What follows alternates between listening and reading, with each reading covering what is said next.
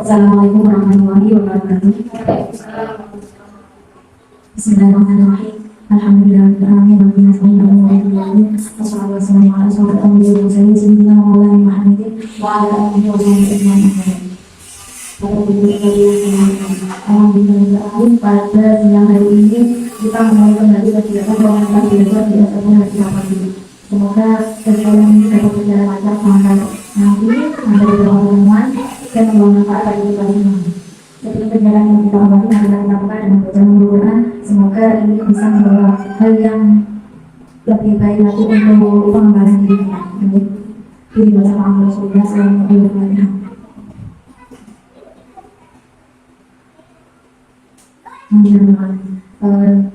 Kemudian untuk pembukaannya selanjutnya nanti akan dilanjutkan dengan guru kita yaitu Bu Deni. Aku dengarkan di sini.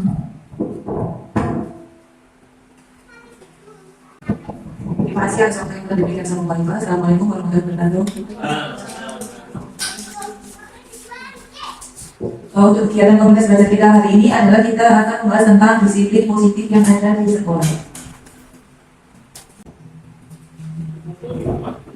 Kita mulai dari diri. Sebelum Bapak Ibu menerima materi pada sesi kali ini, mari kita menyaksikan pengalaman Bapak Ibu terkait penerapan disiplin positif di sekolah. Coba Bapak Ibu ceritakan pengalaman pribadi tentang pelanggaran di sekolah sebagai guru yang harus ditindaklanjuti.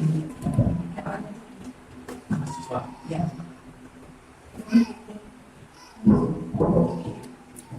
Terima kasih.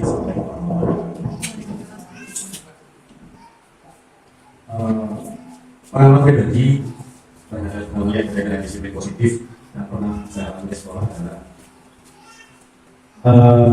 siswa yang melanggar dengan berkata-kata kotor. Nah, lihat di siswa kita itu ternyata banyak yang menirukan, karena mereka saya yakin tidak paham konsep kata-kata tersebut, tapi menirukan. Nah, jadi mereka mengucapkan kata-kata kotor. Nah, itu yang sering saya tindak lanjuti agar anak tersebut sudah tidak lagi mengucapkan kata kotor. Seperti kasusnya di kelas 4, kelas Adam 6 ya, kelas 6 itu Adam, sebelum Adam itu ada Aira. Kemudian di tingkat SMP itu ada Zaki Makruf. Ini juga sering melontarkan kata-kata kotor, artinya kata-kata yang tidak pantas diucapkan oleh siswa. Selama ini yang saya lakukan pertama dengan guru, kemudian selama guru masih diulang lagi saya dengan guru lagi beberapa kali. Kemudian ketika sudah aman maka ya lagi. Tapi jika masih mengucapkan kata tersebut, biasanya saya ajak berbicara secara personal. Jadi anaknya saya bawa, ketika gitu. Tapi ya jangan sampai rumah fisik itu melukai, artinya melukai sampai memar sampai itu enggak. Ya rumah fisik itu sebagai peringatan saja, kalau nanti itu tidak dilihatnya jadi pertanda saja. Sudah itu saja dari saya. Terima kasih. Assalamualaikum warahmatullahi wabarakatuh. Dan selanjutnya, marilah kita menonton video pada tonton berikut ini. Ini adalah video tentang bagaimana mendidik anak dengan disiplin positif. Apa itu disiplin positif?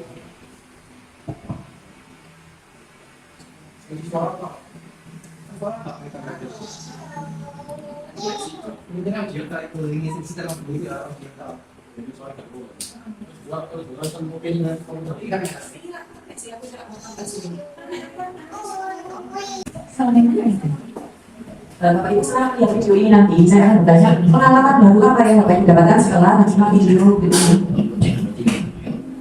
Alasannya tidak ada polisi, tidak ada yang mengawasi. Itulah salah satu fenomena dalam pendidikan kita, di mana ternyata kedisiplinan masih harus. Sambil memperhatikan hal baru yang berbeda apa dari video sama dari kegiatan yang Bapak Ibu lakukan selama ini dengan anak-anak ya.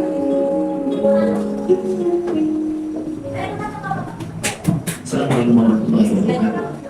Di sini Pak Amali, dan saya berkait disiplin positif.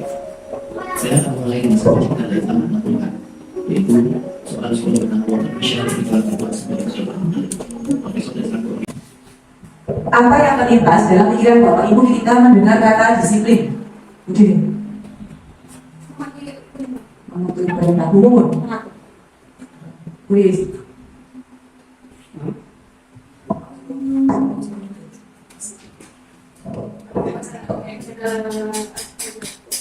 Konsep disiplin sendiri adalah segala sesuatu yang dilakukan seseorang pada orang lain untuk mendapatkan kepatuhan. Menurut Bapak Ibu, apakah disiplin itu hanya dicapai dengan memberikan hukuman? Enggak. Ya. Sebagai pendidik, tujuan kita adalah menciptakan anak-anak yang memiliki disiplin diri sehingga mereka bisa berperilaku dengan mengacu pada nilai-nilai kebajikan universal dan memiliki motivasi intrinsik. Apa hubungan disiplin positif dengan pembelajaran di kelas?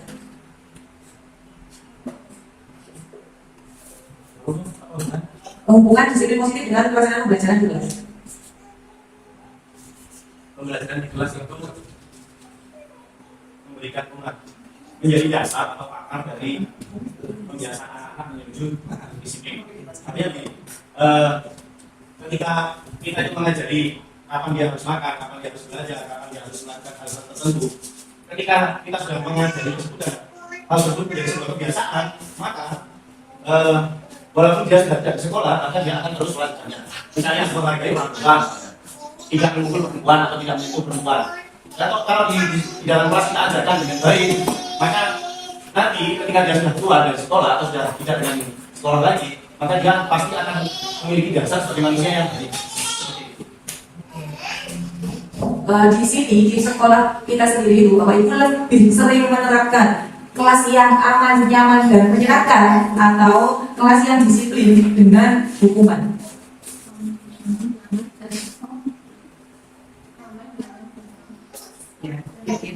Saya miss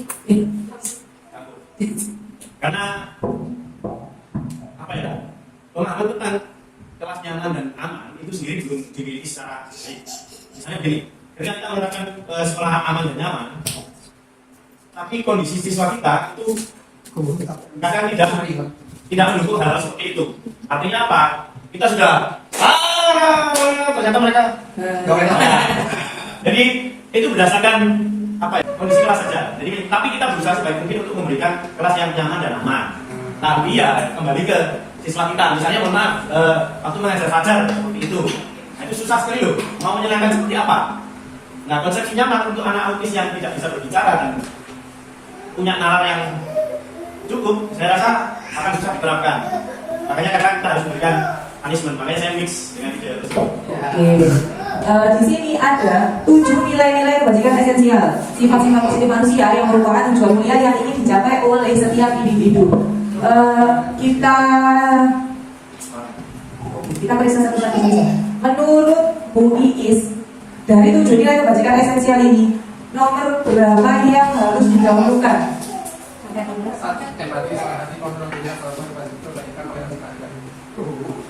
Menurut Bapak Ibu, mana yang paling dahulu? Empati, suara hati, kontrol diri, rasa hormat, kebaikan, toleransi, dan keadilan. MUI mau apa? Ya, kalau misalnya aku akan mendahulukan suara hati. Kalau jamis, iya.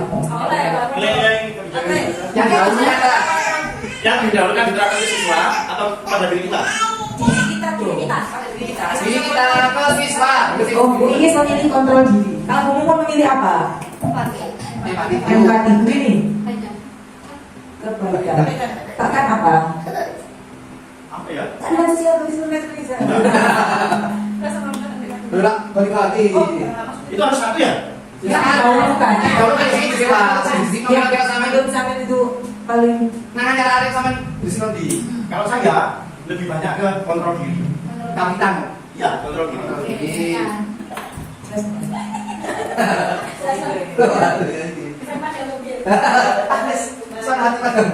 Menurut saya gitu loh. Apakah persamaan atau perbedaan hal tersebut dengan nilai atau prinsip yang ada di sekolah Bapak Ibu?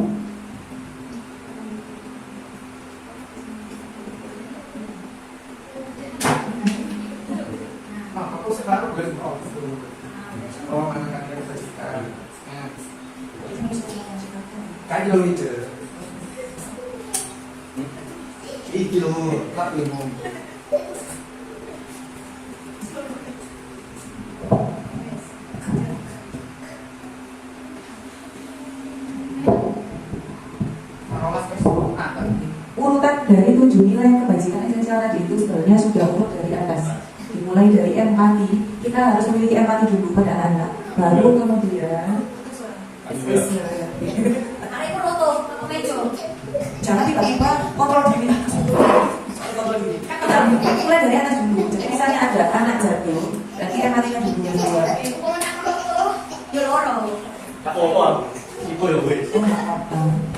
Jangan tiba-tiba nilai yang 7 keadilan. Kalau bahas apa kontrol poin. Ini harus kita laksanakan semuanya, dimulai dari atas ya. Nah, bagaimana agar nilai tersebut dapat dipahami dan diterapkan oleh siswa di kehidupan sehari-hari? Ini ada 3 teori. Motivasinya ada 3. Yang pertama untuk menghindari hukuman. Misalnya anak-anak datang tepat waktu jam 7. Apa motivasinya? Yang pertama itu biar tidak mendapatkan hukuman. Kemudian yang kedua, aku mau datang jam 7 lagi biar aku mendapat penghargaan atau imbalan.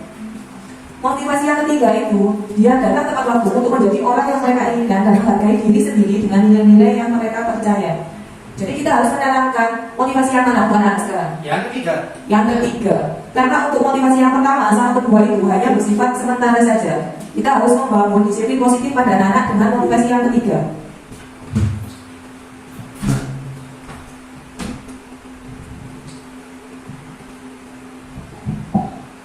Ada hukuman, konsekuensi, dan restitusi. Misalnya dari kasus yang kemarin, dari kasusnya Mas Adam. Budini pilih. Hukuman pilih kasih hukuman, konsekuensi, atau restitusi. Buat Mas Adam. Menurut kalian yang paling bagus untuk kasusnya Mas Adam sama Mas Aska itu apa? Pilih yang negatif, positif, atau yang negatif. Hukuman makin besar dari restitusi. Ya, kok penjelasan.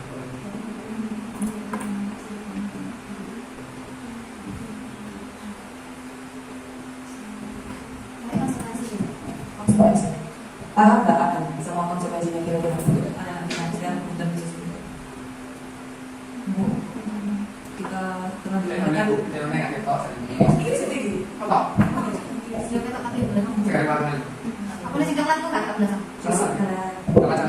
Hukuman, kan mendapatkan keadilan. Murid atau anak akan tersakiti, siswa tidak akan berjalan bilang murid tidak takut, apa takut.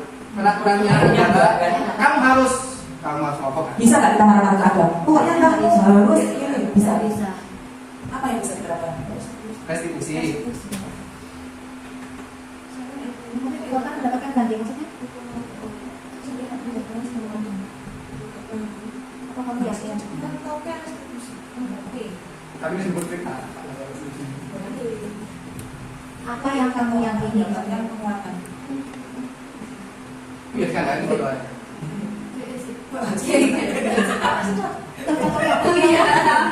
Ya, mau mendapatkan hukuman, konsekuensi apa restitusi? Hukuman itu ya, deh. Ya kata kok. Enggak. Meskipun dia dikasih hukuman, dia nggak ngerti nih hukuman pasti. Kita bakal dia juga tidak tahu konsekuensinya apa. Nah, saya ini konsekuensi menerima kami keluar ini bakal dilapor.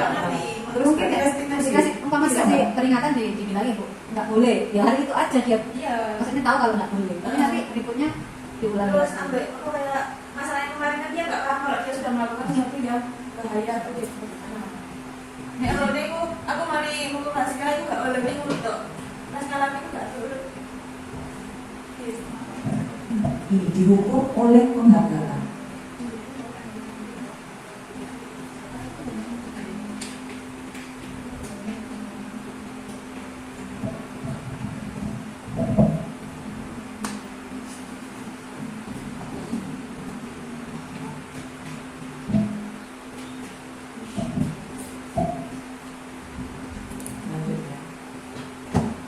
Bagaimana sebaiknya reaksi kita apabila murid melakukan kesalahan?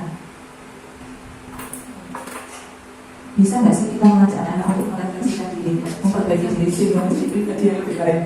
Kata-katanya mulus sekali ya. Itu mungkin untuk gurunya.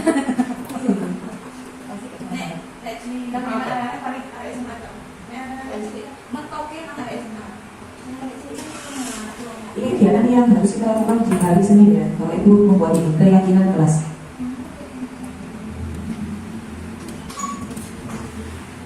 Bapak Ibu sama-sama dan anak-anak nanti didokumentasikan baik itu berupa foto ataupun video. Coba Bapak Ibu membuat keyakinan kelas di kelas masing-masing. Ya.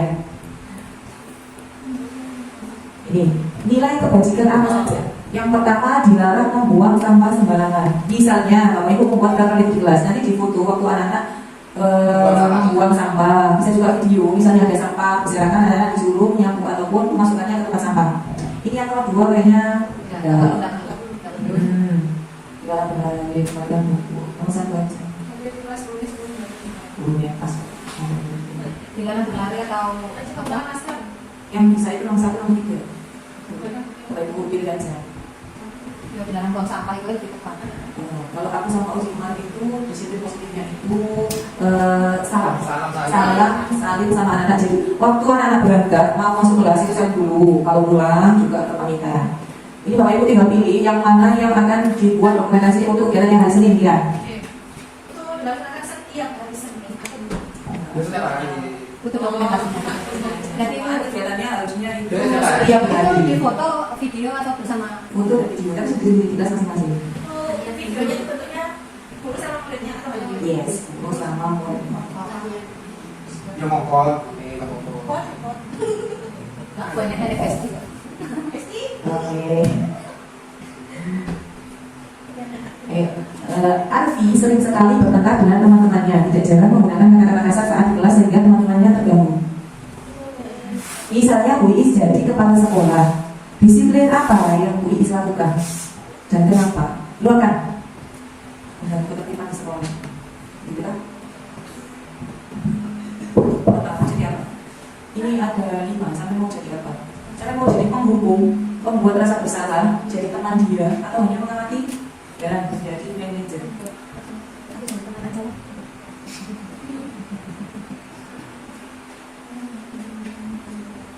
Ini loh itu. Emang mana orang itu itu. Mau untuk ikannya apa? Kasusnya Ani ini sama dengan kasusnya Mas Yaki. Mas Yaki itu sebenarnya menggunakan kata-kata kasar di kelas. Ya. Sampai mau jadi apa? Di mana posisi Bapak Ibu saat ini? Sebagai penghukum, sebagai pembuat rasa bersalah, sebagai teman, pemantau atau manajer? Pakai teman. Teman. Wujud Mas Yaki. Mas Yaki, jangan berkata kasar dong. Ya. Nggak boleh. Atau mau jadi Mendekati. pemantau aja, di pengamat, di tempat. Bisa usah. Kayak ngomong. Ini pesanan ya sih. Setelah memperhatikan dan menghayati serta mendalami materi yang sudah diberikan, sekarang Bapak Ibu coba buka HP-nya dan buka aplikasi Merdeka Mengajar. Sudah. Pilih pengembangan diri yang di poin pelatihan mandiri.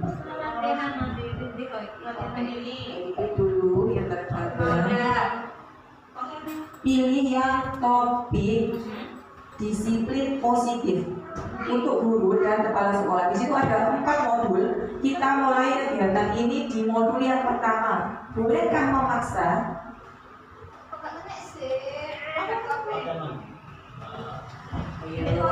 Buka di luar, masuk pengembangan diri, poin pelatihan mandiri, cari topik disiplin positif.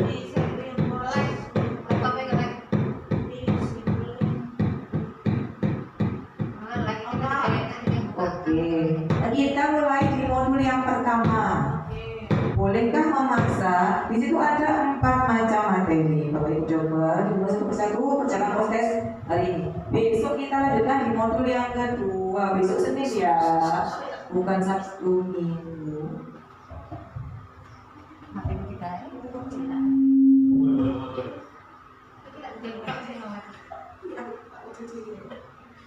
Bolehkah memaksa?